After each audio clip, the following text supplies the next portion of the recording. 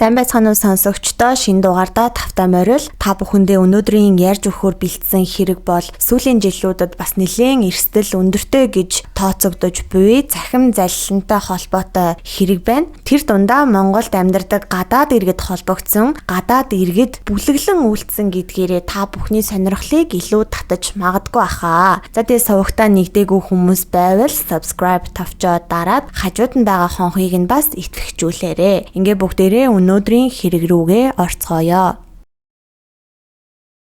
Иргэн Ц 2016 оны 9 сарын 30-ны орой гэртээ очиод өөрийнхөө мэйл хаягаа шалгасан чинь Хаан банк гэсэн логотой яг Хаан банкнаас ирсэн мэйл шиг харагдахуйц харилцагчийн мэдээллээ энд дарж шинжилнэ гэсэн утгатай мэйл ирчихсэн байсан юм байна. Тэгэхээр иргэн Ц ирсэн холбоосыг нь сайн анзаараагүй нэгтэлж шалгахгүйгээр Хаан банкнаас ирсэн мэйл юм байна гэж бодоод энд дар гэсэн хэсэгт нь дарчихсан. Гэтэл Хаан банкны яг нэвтрэх хэсэг шиг хэсэг гарч ирээд тэгээд иргэн Ц бол нэвтрэх нэр болон нууц үгээ оруулаад нэвтрээд орсон. Тэгээ нэх анзаараагүй өнгөрсөн чинь 10 дугаар сарын 3-ны өдөр буюу 3 хоногийн дараа данснаас нь EB Goods гэсэн утгатай 9 сая 200 мянган төгрөгийн зарлага гарчихсан байсан юм байна. Тэгээд Капитрон банкны нэгэн данс руу шилжүүлчихсэн байсан. За иргэн Ц энэ мэйлийг бол харсан даруйда Хаан банк руу холбогдож ирсэн мэйлийг нь шалгуулад мэдээлэл нь бол алдагдсныг мэддэг. Тэгээ харсан чинь нөгөө мэйл нь угаасаа ерөөсөө Хаан банкнаас ирээгүй. Энэ дэлгэцэн дээр харагдж байгаа баахан тоо үсэгний цуглуулга шиг хаягнаас ирсэн байгаа. Бас утга агуулгын хувьд бол жоохон алдаатай. Тэгээ Хаан банкнаас мэйл ирэхдээ ер нь бол миний харснаар бол ямар ч цэг таслал тоо энтер байхгүй no reply @haanbank.com гэсэн ийм хаягнаас бол мэйл ирээд ах шиг харагддаг. Мөн ямар ч банкнаас бол өөрсдийн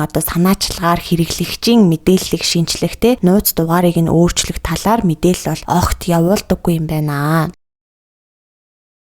За ингээд шүүхийн шинжилгээний үндэсний хүрээлэнгийн криминалистикийн шинжилгээний газрын гэрэл зураг, дүрс бичлэг, дүрс зургийн шинжилгээний хилцээний шинжээчийн дүгнэлтээр иргэн Цэг бол хамгийн түгээмэлд тооцогддог фишинг, имэйл фишингд бол өртсөн байна гэж дүгнсэн. Тэгээ имэйл фишинг нь бол яг л дээр дурдсан шиг банк үйлчилгээний байгууллага эсвэл таны танил хүн мэт жүжиглсэн ийм хуурамч имэйлийг бол илгээж ямар нэгэн холбоос дээр дарж нууц мэдээллээ оруулахыг шаард. Ийм цахим залиланг бол имэйл фишинг гэж та бүхэн аль хэдийн мэддэг болсон байх. За иргэн Цэгийн данснаас гарсан мөнгө нь бол Капитрон банкны нэгэн данс руу орсон байсан гэж дээр хэлсэндээ. Тэгтэл тэр дансыг нь шалгаад үзсэн чинь Узбекистан улсын Харьяат 1997 онд төрсөн Мексинахон Умарилива гэдэг Монголд сурч амьдардаг эмэгтэй долларын данс байдаг. За түүнийг болохоор Моника гэж дууддсан байна. Бүгдээрээ цаашдаа Моника гэд яриад явъя. За 10 дугаар сарын 5-ны өдөр буюу иргэн Цэгийн данснаас мөнгө гарсных нь 2 хоногийн дараа Моника сургууль дээрээ байж исэн чинь цагдаа нар ирээд түүнийг баривчилж авч явсан. Тэгээд хилцээр очоод Моника би ерөөсөө данснаас мөнгө аваагүй гэд ихэндээ хүлээн зөвшөөрөхгүй гүрийгээд байсан. Гэтэл яг үнэндээ иргэн Цэгийн данснаас мөнгө гараад Моникагийн данс руу ороод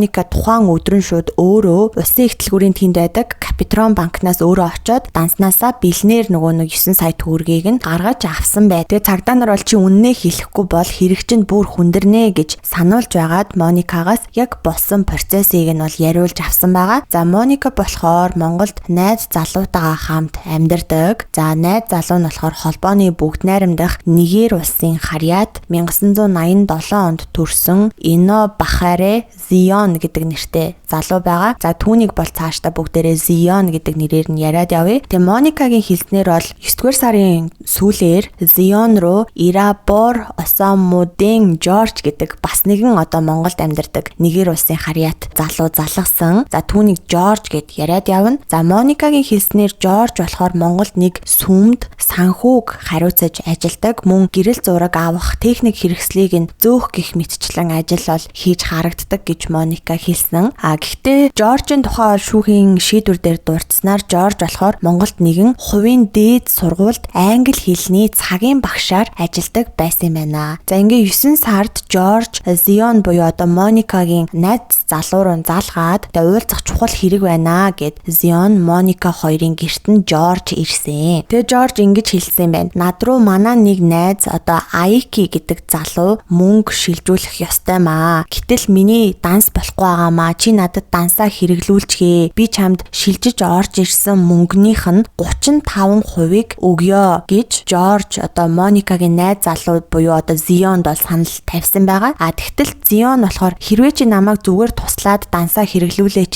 гэд гуйсан бол би чамд дансаа өгөх байсан. Харин данс хэрэглүүлсний төлөө 35%-ийг өгье гэж байгаа нь жоохон одоо с жигтэй санагдаад байгаа учраас би чамд дансаа ашиглуулж чадахгүй гэсэн юм байна. Тэгээ Жорж бол Зионоос нэлийн удаан гэрт нэрээ гуйсан. Тэгтээ Зион бол зөвшөөрөхгүй байжгаад 0 орсон чинь Жорж одоо Моникагаас гуйж эхэлсэн маа. Моника бол тухайн үедээ за яах вэ бодож үзье гэж хэлээд одоо ингээм амын дагуулад өнгөрсөн юм байна. За ингээд Жорж бол одоо Зион Моника хоёрын гэрээс явсны дараа Моника хэсэг бодожгаад өөрт нь мөнгө хэрэгтэй байсан болохоор Жорж руу битсэн юм байна. Дансаа ашиглуулах юм бол хэдэн төгрөг өгөх юм бэ гэсэн чинь Жорж нэг их мөнгө бол би чамд өгч чадахгүй. $4,000 бол орж ирнэ. Тэгээд $100 нь өгье гэж Моникад Жорж хэлсэн юм байна. Ингээ Моника бодож байгаад 2 хоногийн дараа Жорж руу бол өөрийнхөө Капитрон банкны долларын дансыг явуулсан. Гэхдээ хамгийн одоо хачирхалтай нь Моника ерөөсөө өөрийнхөө утаснаас явуулаагүй. Найз залуу Зионыхоо утаснаас Жорж руу дансаа бичиж явуулангуудаа тэгээд нөө Жоржийг сийдэнгүүт нь тэр дор нь устгахчихсан гэж Моника бол өөрөө хэлсэн. Тэг үнэн худлааг нь бол мэдхгүй. Ямар ч байсан Моникагийн тухайн үед бол утасныхын цэнийг дуусчихсан байсан болохоор Зионы утаснаас битсэн гэж мэдүүлэхтэй дурдсан байна. Гэхдээ надад бол жоохон сонио санагдсан. 2-3 хоног бодож байгаад яагаад заавал Моника тэр утасныхын цэнийг дууссан байх тэр үед дансаа өгсөн гэдэг дээр бол гайхсан. Тэгээд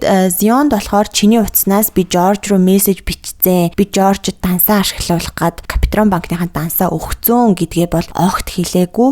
Зионоос би нуусан гэж Моника бол мэдүүлсэн ба. За ингээд 10 дугаар сарын 5-нд буюу 1 дахь өдөр Жорж Моника руу одоо өөрийнх нь дугаар руу залгаад дансанд чинь мөнгө орчихсон байна гэж хэлсэн гэсэн. Тэгээд тэр хоёр өдрийн 15 цагийн үед уулзаад улсын их дэлгүүрийн хажууд байдаг Капитрон банкны гадаа ирсэн. Жорж бол таксиндаа сууж үлдээд Моника ганцаараа банк руу ороод дансанд нь орчихсон байгаа $4,000-ыг бүгднгийн данснасаа аваад Жоржд өгсөн. За Жорж бол $4,000 авангуудаа Моникад амлсан $100 өгөөд өөрөө үлдэгдэл $3,900 аваад тэгээ энэ хоёр салаад явцгаасан юм байна. Моника бас нэг хачиргалтай зүйл мэдүүлэхтэй дурдсан нь энэ мөнгө авч өгсөн гэд байгаа тэр 7 хоногийн 5 дахь өдөр буюу баасан гарагт нь би Турк улс руу явах гэжсэн. Плетэ захиалаад авчихсан байсан. Монголын уур амьсгал их хүүтэн даарад би жичрээд би тааруу байсан учраас явах гэжсэн. Явах гэж байгаагаа би сургуультай болон найз залуугийнхаа найз Жоржд бол би хэлчихсэн байсан. Жорж намайг явах гэж байгаа гэж мэдсэн болохоор намайг явчих юм бол ямар нэгэн асуудал гарахгүй байх гэж тооцоолоод миний дансыг ашиглахаар шийдсэн юм шиг байна гэж Моника бол хэлсэн байгаа.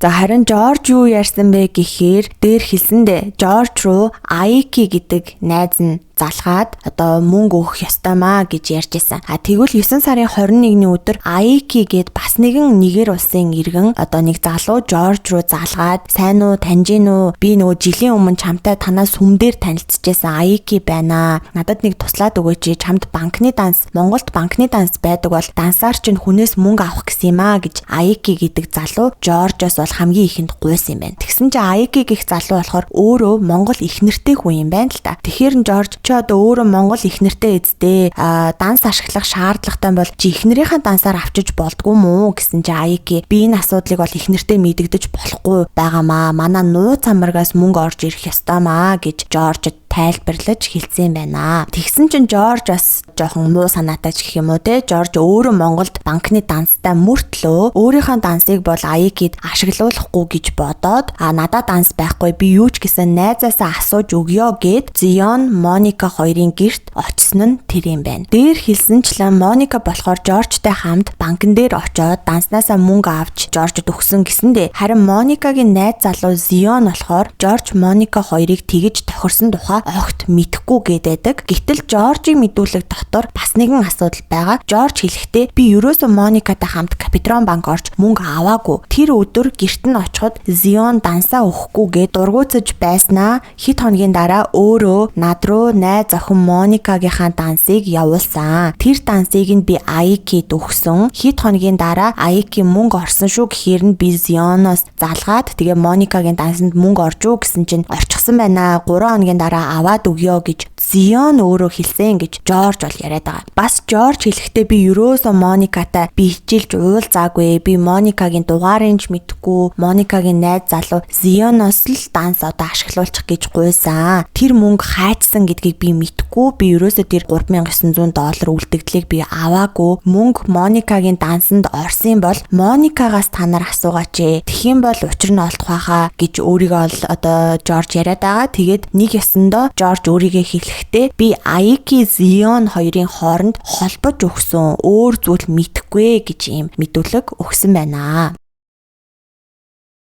За тэгвэл одоо угаасаа энэ бүх зүйлийн хэллийг тавьсан данс шаардлагатай байна гэж ярьсан Аики гэж хинбэ гэсэн асуудал гарч ирнэ. За Аики гэх хүний болохоор жинхэнэ нэр нь Эммануэль Узома Икенна гэдэг нэртэй байна. Бас Нигер улсын иргэн байгаа. Гэхдээ тэр энэ хэрэгт ерөөсөө шүүгдэгч болж ороогүй. Учир нь бол одоо энэ гэмт хэрэг шалгагдаж эхлэхээс өмнө аль хэдийн хилд аваад зүхтаачихсан гэхүү одоо тэ ямар ч байсан Монголоос бол гараад явчихсан байсан. Тэгээ хэрэгт бол Аикигийн эхнэр буюу одоо тэр Монгол эмэгтэй байгаа гэдэг байгаа штэ. Тэр Монгол эмэгтэйгээс гэрчээр бол мэдүүлэг авсан байгаа. Ингээд та бүхэнд одоо энэ Аикигийн эхнэр Монгол эмэгтэйгийн мэдүүлгийг хүргье. Би 2008 оны сүүлээр Бүгд найрамдах Хятад ард улсын Гуанжу хотод Аикитэй танилцсан. Тэр надтай танилцах үедээ тэнд шоу менежер хийдэг байсан. Би тэнд бааранд суужгаад Аикитэй танилцаж байсан юм аа. Тэгээ 2009 болон 2012 онд 2 хүүтэй болсон. Бид 2 жил орчим Гуанжууд хамт амьдарч агаад 2014 онд хамт Нигер улс руу яваад Нигерт 3 сар амьдраад гэрлэлтэд батлуулсан. Манай нөхөр 2015 оны 5 сараас эхлэн Монгол улсад ирж очих болсон. Виз нь дандаа 1 жилийн хугацаатай гардаг. Тэгээ олон удаагийн учраас 1 сарын дотор заавал буцаж Хятад яваад эргэж орж ирэх шаардлагатай байдаг. Аикигийн хамгийн сүүлд Хятад руу явсан өдрийн 14 цагийн үед нөхөр гэртээ хүүгээ хараад үлдсэн. Би найзтайгаа хамт ойрхон гарчгаад ирийгээд гэрээсээ гараад удаагүй байтал гинэт араас нөхөр залгаад хурдан ир би явлаа. Ингэж амьдрах хэцүү байна гэд хачин юм яриад уцаа тасалчихсан. Тэгээ би гайхаад буцаад гэртээ хүрээд ирсэн чинь Аики цүнхээ барьчихсан сууж исэн. Тэгээ яасан юу болсон бэ гэсэн чинь маш хурдан Хятад руу явах хэрэгтэй боллоо гэж хэлсэн. Тэгээ явах шалтгаанаа болохоор би ингэж гахаа шиг идээд хөвтөөд байж чадахгүй мөнгө төгрөггүй хэцүү байна гэж ярьж исэн. Тэгээ шууд явлаа гэд гарахаар нь би хамт хүүхдээ аваад вокзал ороход вагон явах болоогүй байсан. Тэгсэн Аики би вагон хүлээж чадахгүй машинаар явна гэд яарад байсан. Тэгээд Аики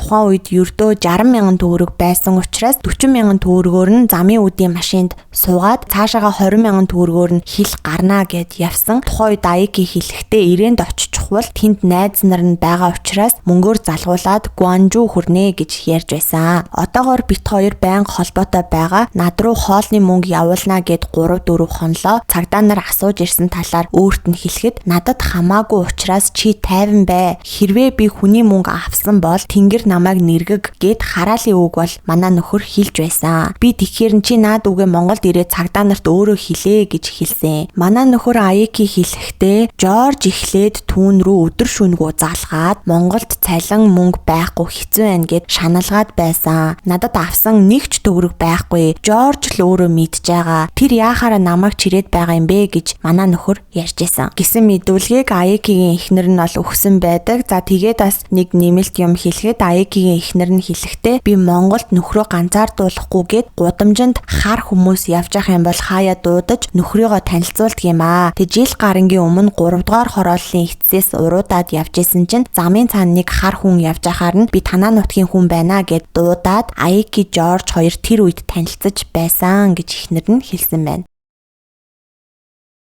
Шүүхийн шийдвэрийг танилцуулахаас өмнө та бүхэндээ яг энэ хэрэг дээр дурддагдж байгаа энэ хуурамч захим шуудангаас хэрхэн сэргийлэх тухай богинохон багахан мэдээллийг бол өгье гэж бодлоо. Магадгүй өмнө нь өөрийн харилцдаг арилжааны банкнаас өөрийн хувийн мэдээлэлээ баталгаажуулаарай гэсэн утгатай нэг бол та ацтан боллоо ч гэдэг юм уу, нэг тийм анхаарал татгууц имэйл эсвэл утасны мессеж хүлээж авч исэн хүмүүс бол сонсогч та бүхний дотор цөөнгүй байгаа байх. За дээр дурдсанчлан хуурамч захим шуудан буюу имэйл нь өнгөцгөн харахад жинхэнэ мэт харагдах боловч ихэвчлэн таны хувийн нууц мэдээллийг авах зорилгоор илгээгдсэн байдаг. За үүнийг олон улсад фишинг гэж нэрлэдэг байгаа. Таны хувийн мэдээлэл болох банкны дансны дугаар, интернет банкны нэвтрэх нэр, нууц үг болон цаашлаад картын тань дугаарыг пин кодыг нь мэдэх зорилгоор гэмт этгээдүүд хуурамч холбоос эсвэл ямар нэгэн файл хавсрахсан имэйлийг илгээдэг. За зарим тохиолдолд бүр хов жив бүр байж болохгүй хүний анхаарал татгууц ийм гарчигтай мэдээллийг бол явуулдаг байгаа. За энэ хэрэг дээр дурдсан шиг хохирогч эргэн цэшиг энэ дээр дар гэсэн хэсэг дээр нь дарахад яг л бидний ашигладаг банкны нэвтрэх хэсгийг дуурайлгаад бүр үсгийн фонд, лого зэргийг нь хүртэл ашигласан ийм хуурамч хуудас бол гарч ирнэ. За тэнд нэвтрэх нэр, нууц үгээ оруулснаар та бүх мэдээллээ алднаа гэсэн үг юм шүү. Ийм төрлийн мэйлийг яаж таних вэ гэхээр ихэвчлэн үг үсгийн нэг бол найруулгын алдаатай, илгээгч нь бол огт байхгүй мэйл хаяг байдаг. Мөн ямар нэгэн байдлаар таныг өөрийнхөө илгээсэн тэр холбоосон дээрээ даруулахаар яаруулсан, ятгахсан, шаардсан агуулгатай байдаг. Хэрвээ танд ийм төрлийн с жигтэй имэйл ирэх юм бол альва холбоосон дээр нь бол огт дарж болохгүй байна. Мөн хариу бичиж болохгүй, бас ямар нэгэн үйлдэл хийлгүүгээр шууд устгахад хангалттай. За яг магадгүй шуудан илгээгчийг нь блок хийж бас болно. Тэгээд эцэст нь та бүхэндээ хэлэхэд Монгол улсад үйл ажиллагаа явуулж буй айлч арилжааны банк хизээж танаас хувийн мэдээллээ захим шуудангаар дамжуулан шинчлэх, баталгаажуулахыг шаарддаггүй. Бөгөөд сонсогч танд өөрийн хувийн мэдээллээ хуваалцах шаардлагатай ямар нэгэн нөхцөл байдал тохиолдох юм бол эхлээд тухайн байгууллага болон хувь хүнтэй нь шууд утсаар дуудлага хийж баталгаажуулж хэвшихийг зөвлөж байна. За ингээд энэ бүхний дараа бол шүүх хуралдаан болсон. За шүүхийн шийдвэр бол гарсан. За шүүгдэгч Узбекистан улсын харьяат Мехсинахон Умаралива буюу Моника, холбооны бүгд найрамдах Нигер улсын харьяат Ирабор Осамудимен Жорж, Ина Бахаре Зион нар шунхаан сэтлэр урьдчилан өгсөн тохиролцоож бүлэглэн 2016 оны 10 дугаар сарын 3-ны өдөр хохирогч Цэгийн хаан банкны данснаас 9 сая 200 мянган төгрөгийг интернет банкны гүйлгээ ашиглан Капитрон банкны данс руу хууль бусаар шилжүүлэн олж авсан гэмт хэрэг үйлдсэн гин буруутай нь бол тогтоогдсон байна. Тэд мөрдөн байцаалтын шатанд хохирогч Цэгийн хохирлыг бол дундаасаа босгоод гэх юм уу барагдуулсан. Хохирогч Цэ хэлэхдээ 9 сая 200 мянган төгрөгөө би хүлээж авч хохирлоо бүрэн барагдуулсан. Одоо надад гомдол санал байхгүй гэж хэлсэн байна. За ингээд шүүхээс болохоор Моникад 2 жил 1 сарын хугацаатай хорих ял оноосон боловч шүүх хурал болох тэр үед Моника 7 сартаа жирэмсэн байсан юм байна. Тийм болохоор хорих ялыг нь 1 жилийн хугацаагаар хойшлуулж түүнд цагдаагийн байгууллагаас хяналт тавихаар болсон байна. Харин Жорж болон Зион нарт тус бүр нь 2 жил 6 сарын хугацаагаар хорих ял оноосон ч мөн хохирлоо түлж барагдуулсан зэргийг нь харгалзаж үзээд хоёулангийнх нь ялыг тэнсэж тус 1 жилийн хугацаагаар хянан харгалзаж цагдаагийн байгууллагаас тэдэнд хяналт тавихаар шийдвэрлсэн байна. За тийм миний хувьд бол энэ хэрэг дээр шүүхийн шийдвэрийг уншиж байхдаа мөнгийг яг хэн авсан гэдгийг бол би тодорхойсоо ойлгоогүй. Ямар ч байсан хуваагаал түлж барагдуулсан юм бэлээ. Жорж хэлэхдээ болохоор би юусаа аваагүй. Зион Аяки хоёр хоорондоо холбогдсон гэдэг. Зион нь болохоор хэлэхдээ би ерөөсөө юу ч мэдээгүй. Моника, Жорж хоёр хоорондоо холбогдсон гэдэг. За Моника нь болохоор би Жоржтой холбогдсон гэд ингээд 3-4 өөр зүйлсийг ярьсан байгаамаа. Харин та бүхэн энэ хэрэг дээр ямар санал бодолтой байгаагаа бичиж үлдээгээрэй. Та бүхнийхээ санал бодлыг олж сонсохыг хүсэж байна. Тэгээ Нигер улсын иргэдийн Монголд үйлдсэн бас нэгэн томоохон дуйлант гэж бараг хэлж болох бах нэг хэрэг бас байдгийн байна. Шуудан илгээмжээр мансууруулах бодис их хэмжээгээр оруулж ирсэн хэрэг 2019 онд гарч ирсэн юм байна. Тэгээ тэр хэргийг бол судалж байгаа. Чадвал энэ сартаа чадахгүй бол эх сартаа ч юм уу багтаад оруулах байх. Тэгэхээр та бүхэн тэр хэргийг хэрвээ сонсомоор байх юм бол доор бас бичээд үлдээгээрэй. За ингээд өнөөдрийн дугаараа энд хүрээд дуусгая. Stream Hub болон банкны дансаар мөн YouTube Thanks Button-аар дамжуулан час өдөр сувагтаа дэмжлэг үзүүлж шилжүүлэг хийж бүх сонсогчдод таалрахснаа илэрхийлье. За мдээгүй сонсогчд байх юм бол манай суваг дээр даваа болон пүрэв гараг бүр өглөө 9 цагаас шинэ дугаар тогтмол цацагддаг болсон байгаа. Түр баяртай сонсогчдоо.